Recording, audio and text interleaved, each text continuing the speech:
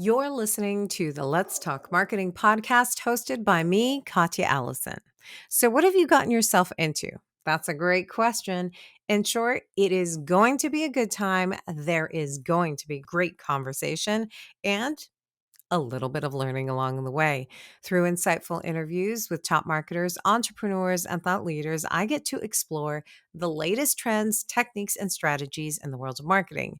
I am here to offer you engaging and informative discussions to help you stay up to date on the latest trends and take your marketing skills to the next level. Now, in today's episode, we're covering how customer interviews can add value to marketing strategy with Dustin Tysick.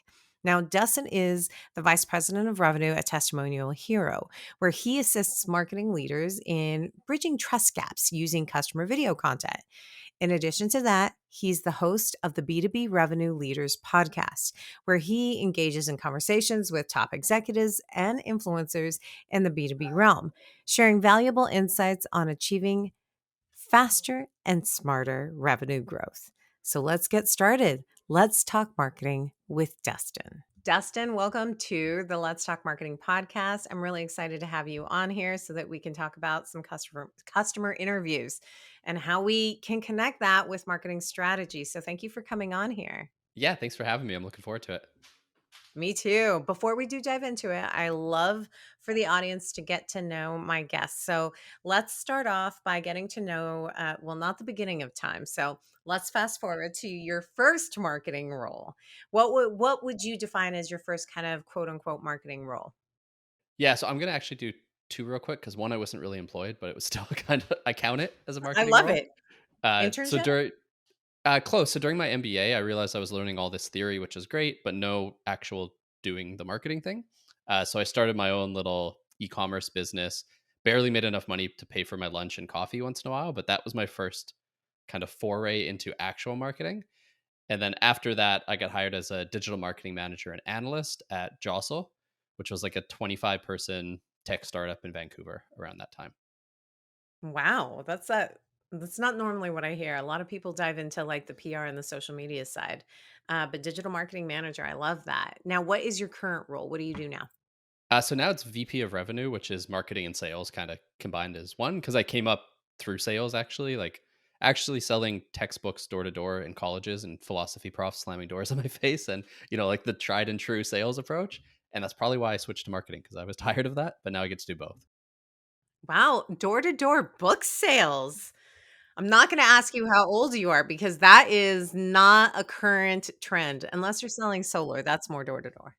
What Yeah. about your about your current role? What is it that you love about what you do? But conversely, what if anything you could pluck out of it? So, let's start with the positive. What do you love about what you're currently doing? Yeah, I like that we're a small team who moves fast, and I actually have sales and marketing because we've all, Nice. maybe not all, but most of us have dealt with the sales marketing, butting heads, arguing about everything, all the conflict. We don't have that because I manage both teams, right? So that I really really like. Um, what I It's not so much what I don't like. I just wish we're gonna grow, we're getting there, but having a bit more Yeah. help on the analytics side and just pushing things out and not being as hands on is something I'm trying to do more of as we're growing the team. So joining a startup, it's the pros and cons of that, and it's the best of times and the worst of times is kind of the way to look at it. That's so true. What's your secret to amicability between sales and marketing? Yeah, I mean the easiest one is have them both on one team, which most companies don't have. But I think the other one is just have common incentives, goals, targets, because that's usually where it falls apart. Marketing gets MQL number, sales does not care; they just want revenue, and then that's when the conflict starts. Yeah, you've got to be able to make it mutually beneficial. It's one team, one dream. That sounded corny. So I was at a company that had that on a shirt, so yeah, I get Oh, it. there you go. Exactly. It's very, I think, like when people think about marketing, they think of that, like one team, one dream with the t-shirts. Um, So, as far as being in digital, I think one of the things that you kind of have to stay on top of is social media networks. And I don't know about you, we will soon find out. Typically, people will gravitate towards social media networks sometimes for education, sometimes for inspiration, and then sometimes for entertainment. Do you use any social media networks for either of those at all? And when I say social networks, I'm not talking about podcasts. It's purely, Twitter X, Facebook, LinkedIn, Instagram, TikTok. Do you go to any of these for inspiration, education, or entertainment? Mostly LinkedIn, like for work stuff. I'm not. It's funny. I post a lot for LinkedIn because of work, and I actually kind of like doing it. I do not post on other social media really. Like I'm there to creep and kind of see like what other marketers are doing and what ads I'm getting and all that, but not super active. So yeah, primarily LinkedIn. And I've kind of been going through like curating who I'm following a bit more to focus on the learning side because I kept seeing the same people, the same stories, and it became a bit of an echo chamber. So I'm trying to curate my list a little bit to make it better. Ooh, I like it. Do you have top people that you follow that you would recommend? Um, it depends what you listen to. Really, I have a mix of sales and marketing. So for sales, I really like a lot of the stuff Bilal does. He was actually, an advisor here at Testimonial Hero as well, and it's just really practical. I can borrow a lot of it. And lately, this guy was a podcast guest on our podcast. Actually, I really like the stuff Logan Lyles is putting out Okay. um, around like nearbound marketing specifically, and like partner marketing, influencer marketing, how they're tying that together. So those are two go tos lately that are putting out really good content. I love that. I hope all the listeners are jotting that down because I do think that you kind of as a marketer have to curate that list of information and trends that you're getting, which is why I like asking that question. It's a great also segue for the next question. So take social networks out of the picture. How do you stay up to date on trends? Is there a newsletter? Is there a podcast? Is there, what do you do to stay up to date on digital marketing trends? Yeah, so there's a few podcasts I like actually, and you've probably heard these ones before. They're pretty popular. They have a good mix, I guess. But I do like Stacking Growth. I like Exit Five. There's a few, but really, I get most of my learning from inviting people who are smarter than me in particular areas onto my podcast, and then just asking them questions for 30 minutes. So, I do that once or twice a week, and that's honestly where I learn more than anything else. Oh my gosh, same. Everyone should start a podcast. Very easy. Yeah, it's a nice shortcut to learning. Yeah, It really is. It is something that I've enjoyed since I started a few years ago. And you're right. There's nothing like, I will read an article or I'll read a book or people will be recommended to me. And then I just have 12,000 questions that I want to ask them. And then once we get going, we get going. Are you ready to get going? Are you ready to talk marketing and then I am strategy? ready. Yeah, let's All talk right. marketing. Exactly. What we're going to specifically talk about is customer interviews and how really they can add value to a marketing strategy. So, this is going to sound again very basic, but I'd love for you to define or explain what we're talking about when we talk about customer interviews, because I think a lot of people have different things in mind when they hear that. And, concurrently, why do you think they're important for an effective marketing strategy? Yeah, so, when people hear customer interviews, they think either product research type interviews or they think kind of testimonial type interviews. Um, I don't think they're mutually exclusive personally, and I think the best interviews kind of tie both together so that you can get as much as possible out of, 45 minutes of your customer's time, which is really valuable. And in my opinion, you know, the reason why it's important is if you don't understand your customer, you don't know what to write, you don't know who to market to, you don't know what matters or what people actually care about, and you're kind of in your own little, ivory tower looking down, coming up with hypotheses of this is what I think these people want, but you're not actually talking to them and understanding it. So, I think it's whether you create videos out of it or you just have the conversations, I think it's totally necessary to talk to your customers.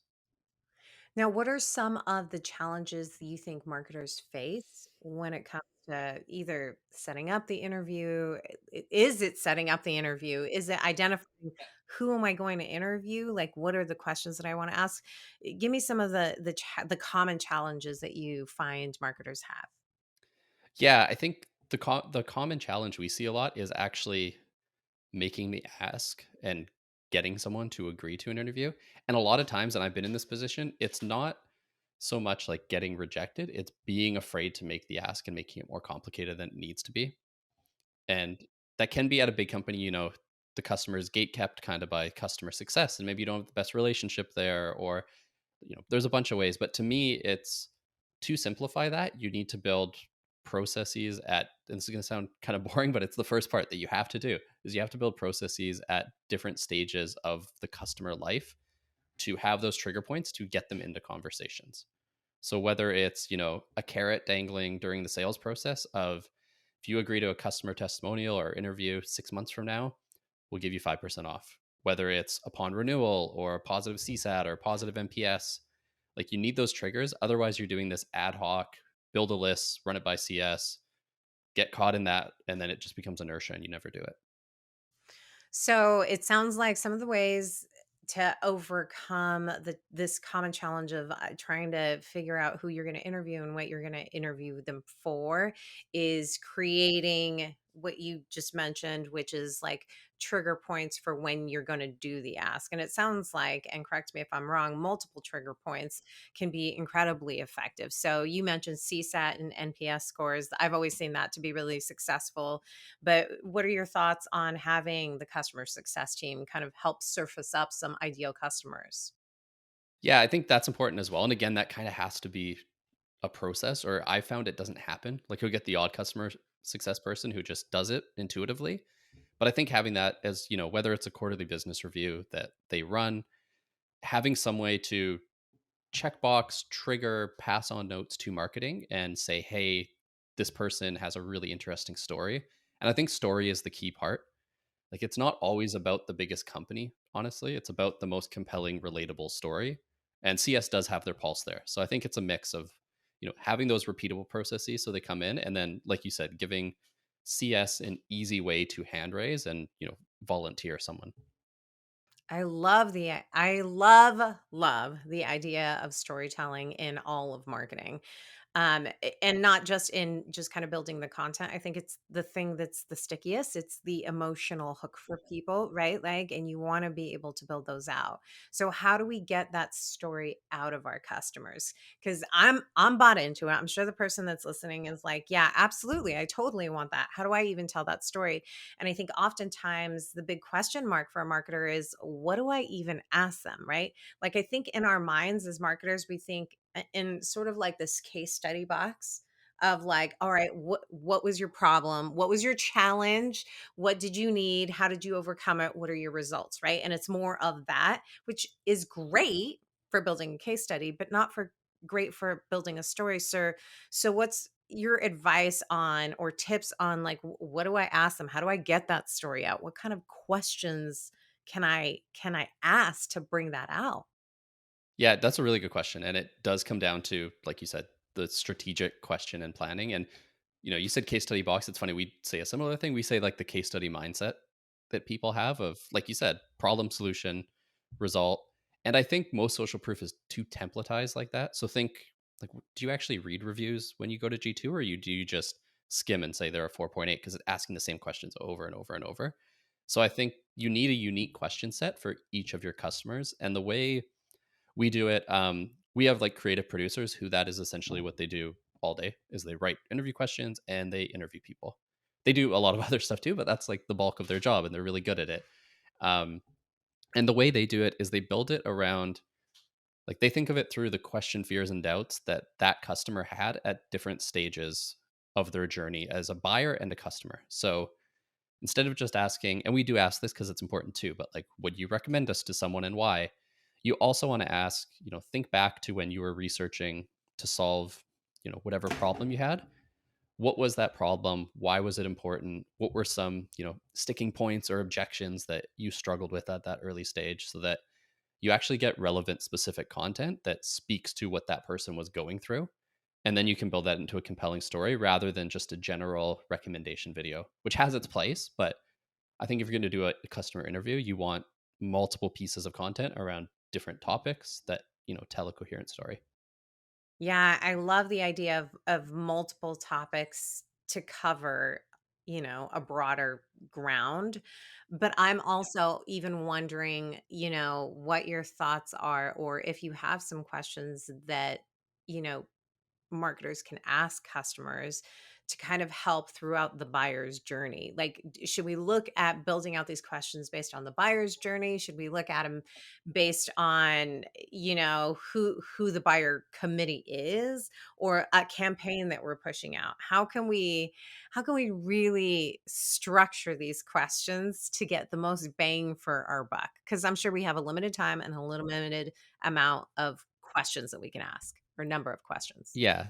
No, definitely. And I mean, I think the first step there, like the way we do it is mostly to our particular buyer journey and our go to market.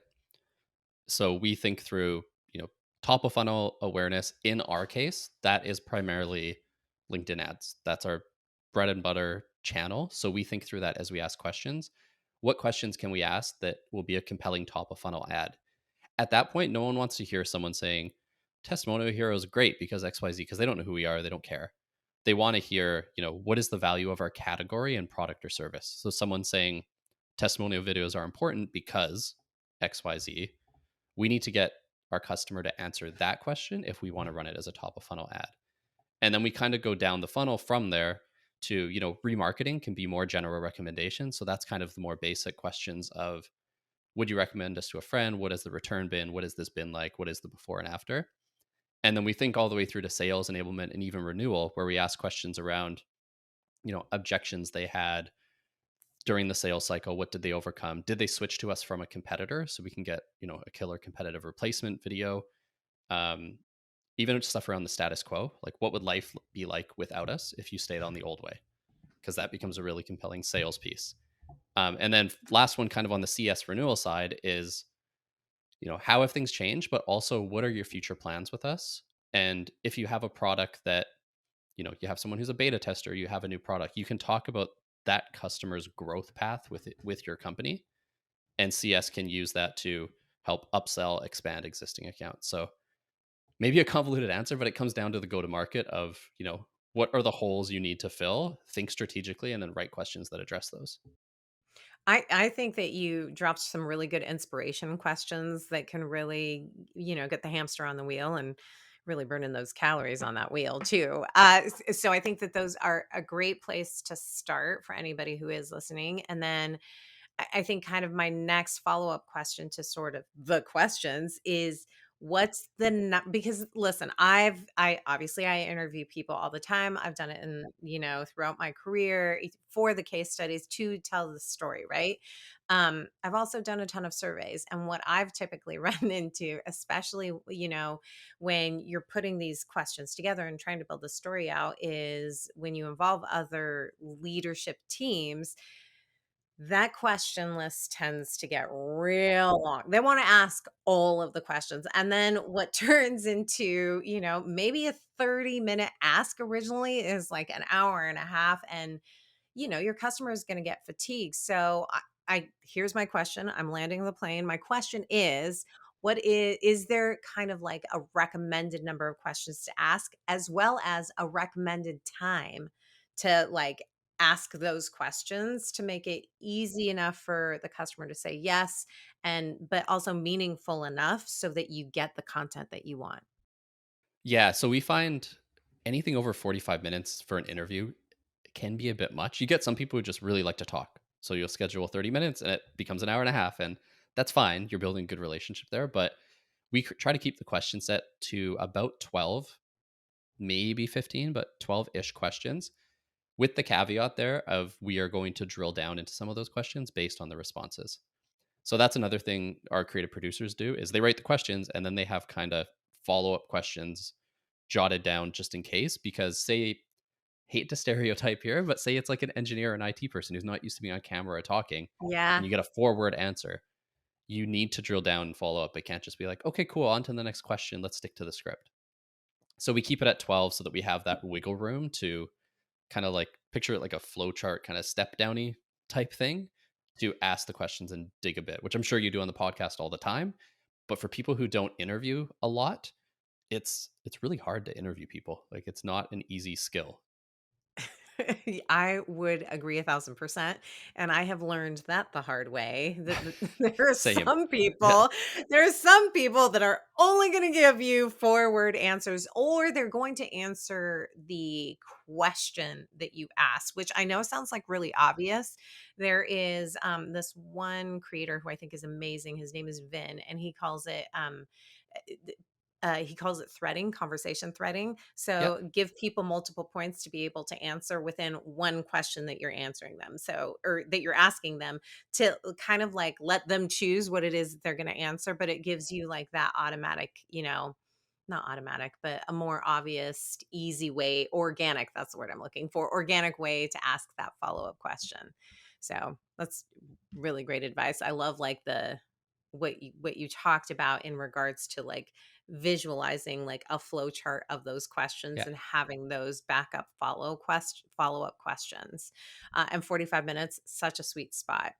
uh, do you recommend incentivizing a customer, and if so, what are the incentives that you have found to be really successful when you are trying to land that customer interview? Yeah. So we incentivize maybe not in traditional ways, and I'm not against doing the traditional, gift card. I've done this with G2 reviews a million times, for example, right? Yeah, Where who $20 gift hasn't? card. Yeah, Yeah, it's the review game. Like we all do it. Um, we try to build it into a bit of a give and take where we can. So it's like a bit of a reciprocal thing. So it's kind of surprising, but like our one of our most successful ways that I mentioned before is actually building it into the sales process. So salespeople don't like to give discounts, but if we're going to, let's get something. Upon satisfaction, can you leave us a clutch review? In our case, because we're a services company, G2 if you're software, and agree to do a testimonial. If you're not happy with the service, like obviously you don't have to do that and you don't force them, but planting the seed early. And same thing upon, renewal, upsell, any of that, like tying it into anything you're going to give them is a great way to ask, would you also do this? That being said, a lot of the times we don't have to incentivize because CS works closely with us on identifying the customers who we know are super happy and will just say yes and sing our praises from the rooftops. So we have a mix. Incentivize when you have to, for sure. Build that into the process, but you probably have some low hanging fruit customers who are like telling their friends about you anyways that will just get on video and happily do it. I love that. Now, how well, this is going to be a loaded question because also you're a revenue guy, right? So you're Yeah. you're the guy that I'm always having to defend like my marketing initiatives too, right? I'm running this brand awareness campaign, but what does that mean to my bottom line? So how what I guess what I'm asking is, how do you show the return on investment of customer interviews and investing, because it's time consuming. It really is, because you have to build a relationship. It is taking that time because you don't want to just ask anyone. Someone's got to have that relationship. So, what is that return on investment that I, as a marketer, can say, hey, this is a valuable thing for us to do, and this is why? Yeah. No, that's a good question. I think there's a bunch of intangible stuff that I'll go into later because Mr. CFO does not care Yeah, yeah, about exactly, exactly. about the intangibles of connecting with your customer and influence Yeah. renewal, using their words to write copy on the website to save you time and increase conversion rate. There's a whole bunch of that stuff that as a marketer you get, like, you completely understand. The way we tie it is we think about, we're a video company, so in our case, where are these videos going to live and how do we measure them? So we're not going to measure a cold LinkedIn ad on how many people clicked on this video ad and immediately filled out a demo form and bought from us, because that's not reality. Like, I wish it was. It would make my job really, really easy. Would But make everybody's job so much easier if we could just yeah, deliver that information. yeah. I mean, if you're B2C, actually, you probably can measure it that way because they're going to click and buy, and it's an impulse buy. But you're selling $20,000 software, not going to happen. So we think through how you're going to measure top of funnel and the sales enablement side, and talk about how that influences revenue. So in our case, for top of funnel, we have a target account list. So that's how we run our LinkedIn. Yeah. If you're at a tech company of a certain size, you're probably seeing our ads. There's 6,000 of them. That's our market. We want all of them to be customers. So I look at how many of them interacted with our ad, made it to the remarketing funnel, how many clicked through and went to our website. So like through reverse IP tracking, how many of them saw an ad, engaged, went to our website, and I'm counting that as a win. Is it revenue right now? No, but Mhm. we need to add those up and see, what is our penetration of getting our ICP to actually come to our website and become aware of us. That's hard to quantify. What we do find though is having self-reported attribution, we directly see people reference, you know, our videos. I saw this video on LinkedIn. I got this video in a cold email. So you can quantify and categorize there to get a hard number for your CFO. But talking to a marketing leader, I think you need to think through top of funnel, how am I measuring it? Sales enablement. If you use HighSpot or something, it makes it easier. If not, what percentage of deals that close did we send one of these videos to? Is there a higher win rate when we do it? So I think you need, again, a bit of a long answer, but I think you need to take this holistic approach to actually understand where they live, what they do. I actually love that it is kind of a bit of a long answer because I think that's a lot more honest than what most people think, right? I think too often from a marketing perspective, we're looking for a silver bullet, right? It's that one video that brought me this many leads that got this. Yeah. And you're right. Like if it is B2C, maybe you can do that. But also, is that customer the one that's going to stay because they made that impulse Yeah. buy, right? So then you're looking at the lifetime value. So, I mean, there are so many numbers. It is in the same way that I think that, customer interviews is all about pulling out the story. I think the data is very much so about pulling out the story. Like, what story is this data telling me? And on actually that data kind of path that I was mentally going on, I'm interested in understanding how you quantify or qualify the information or the content that you're getting from these customer interviews. Are you looking for specific phrases? Obviously in one of those questions, would you recommend yes or no, right? And then that's like something that we can quantify. But what about the qualitative? How are we looking at the information that we're getting from these customer interviews? Yeah, so there's two parts here. One I'm going to go is just a practical tip, and then I'll talk maybe a bit broader about it. But one practical tip is you probably have something you want that particular customer to say about you if you're going to use the content externally. So, Yes. quick story on our case. One of our common objections is I already have a video company. Why would I work with you guys? So HubSpot was luckily enough, they gave us a testimonial. They are giant. They obviously do video better than almost anyone. So going into that, we wanted a direct quote saying, I have an internal video team, but I use Testimonial Hero because it scales better and blah, blah, blah, blah. Like we wanted that quote. So we thought about that ahead of time and built that into the question set. So there's one kind of qualitative tip is think about, and we ask all our customers this when we do interviews for them is ideal world, what is the two sentences you want this customer to say? And we're not going to script it, but we are going to strategically think about what question can I ask to get to that answer so they have that golden nugget ad that they can run. So I think that's one part. And then on the qualitative side as well, I think it's important to, this is again maybe boring process stuff, but it matters, is to categorize all the content in a clean way so you can go back to it.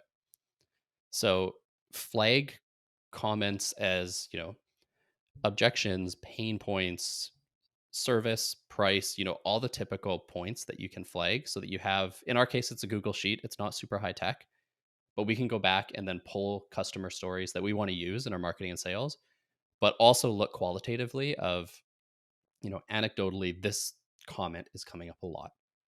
Customers actually care about XYZ because they mentioned it 12 times. We should probably put that on our homepage. So I think there's that aspect of of just having it in one place so you can view it in like a clean table is how we do it.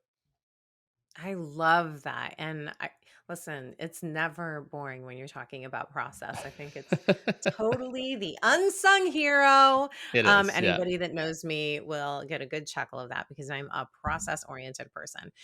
Um, but I'm also kind of curious about even that Google Doc that you're talking about.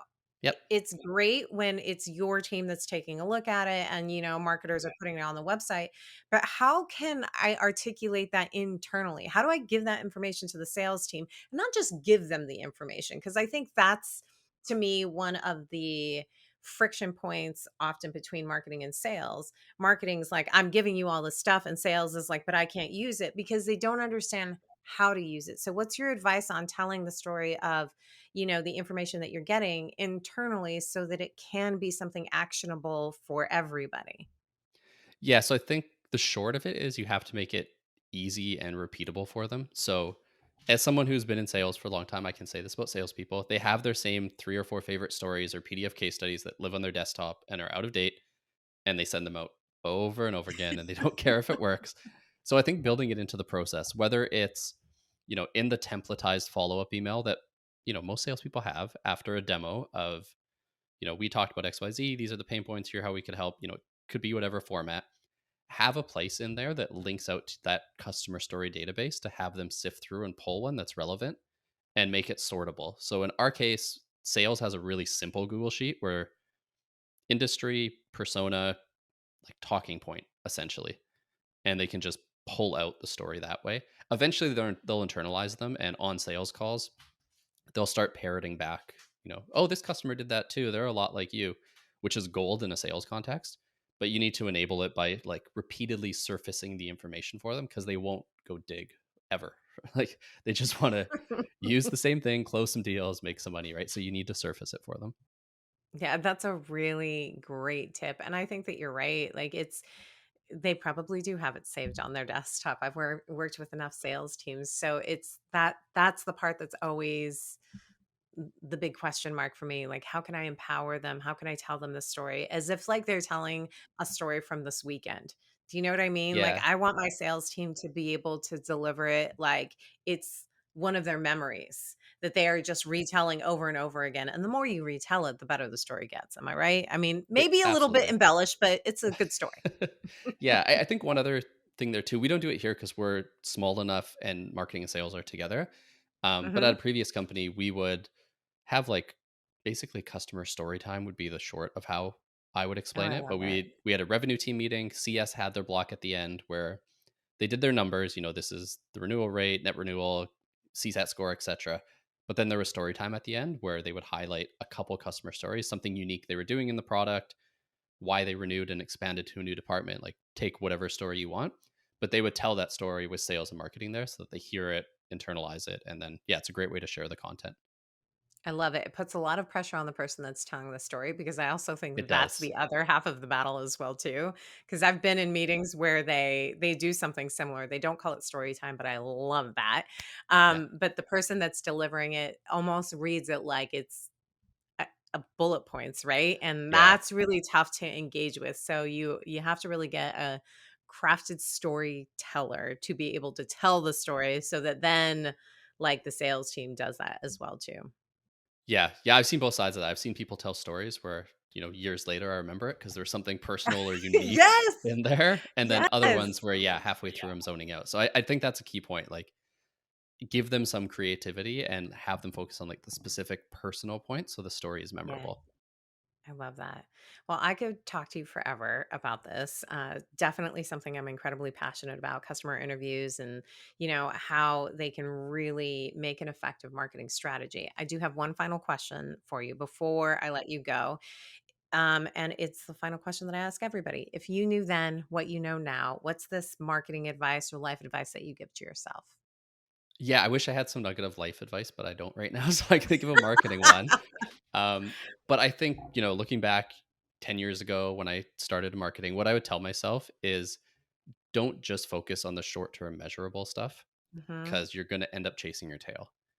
And whether that short term measurable stuff is like your Google ads campaign or whatever it is where, people see something, they click, they buy, don't just do that. Like think long term, think about stuff that isn't going to pay off for 12 to 18 months and build that into your strategy. Because if not, you get to the point of where you're just continually chasing that next short term thing. So I yeah, love that. hopefully that's a bit of wisdom that people people listen to. Love it. That's what we're listening for. We're listening for wisdom nuggets that people can walk away with. Well, Dustin, thank you so much for coming on here and geeking out on customer interviews with me and all of the insights that you shared. I really appreciate it. Thank you so much. Yeah, thanks for having me. That was a lot of fun. Well, I hope that you all found a ton of value, or at least as much value as I found in the conversation with Dustin. I've got your key takeaways for this episode. let's dive into it. Number one, the importance of customer interviews for effective marketing. Now, during our chat, Dustin emphasized the role of customer interviews in kind of crafting a successful marketing strategy. These interviews, which often intertwine product research and testimonial aspects, provide essential insights into customer needs and interests. Without a solid understanding of the customer, marketers risk really creating the content that fails to resonate with their target audience. You have to know your customers. The best customer interviews tie product research and testimonial style to maximize the short time that you have with these customers during the interviews. Without a true understanding of the customer, marketers are really left just kind of making guesses about what their audience wants rather than basing their strategies on solid firsthand insights. Marinate on that one a little bit, right? Number two, overcoming challenges in setting up customer interviews. Okay. So, one of the most common hurdles in setting up customer interviews is actually making the request and getting a customer to agree to participate, getting them to say yes. With that in mind, I would say simplify by establishing a process at different stages of the customer's life to trigger these interview opportunities. So, for example, that process can be during contract negotiations, even before they become the customer and they sign on that line, right? It can be during onboarding, but knowing when there are different opportunities to ask for the interviews, that can really help set you up for success and overcome kind of that challenge. Also, it gives you, it not just gives you, but it gives everybody else within the company an idea of when they can also ask. So, as a marketer, don't think that you have to be the only one that does the ask. Sometimes the ask is internal so that the customer can, fields that request from the person that they have that relationship with inside the company. And sometimes that's not always the marketer, right? Ideally would be the community leader, but it's also oftentimes the customer service rep as well as the sales rep who sold them. And the last key takeaway, it's all about telling a customer story. Now, the importance of storytelling in customer interviews cannot be overstated. It's really about having a unique question set for each customer to create a compelling and relatable story rather than just general recommendations. From there, you build your story around the answers to those questions. Now, every customer is unique, even if you are selling them and they are all buying the same product. Understanding their pain points and challenges, because my friends, they're all different for every customer. But really understanding those pain points and challenges at the moment are vital in setting up the plot, identifying the characters, and establishing the hook of the story. Storytelling is vital. As a content and a community marketer, that's me, that's my jam. Storytelling is really the foundation of so much great marketing, so much great content. Now, I know it also can oftentimes sound like just a bunch of marketing jargon, but I promise you that it is not. Now, I would love to hear the nuggets of insights you walked away with from today's episode. Subscribe and follow on LinkedIn, YouTube, Spotify, or wherever you listen to podcasts. Just listen. Send me a note. Tell me what you liked. Give us some stars. A special thank you to my podcast producers, the amazing team at Content Allies. Check out the episode page to learn more about Dustin specifically, and definitely feel free to reach out to me directly on LinkedIn. You can find me under Katya Allison. Thank you so much for spending your time with me today. Until next time, may the conversation flow, the laughter linger, and the outlook remain optimistic, but grounded in reality. This is Katya signing off.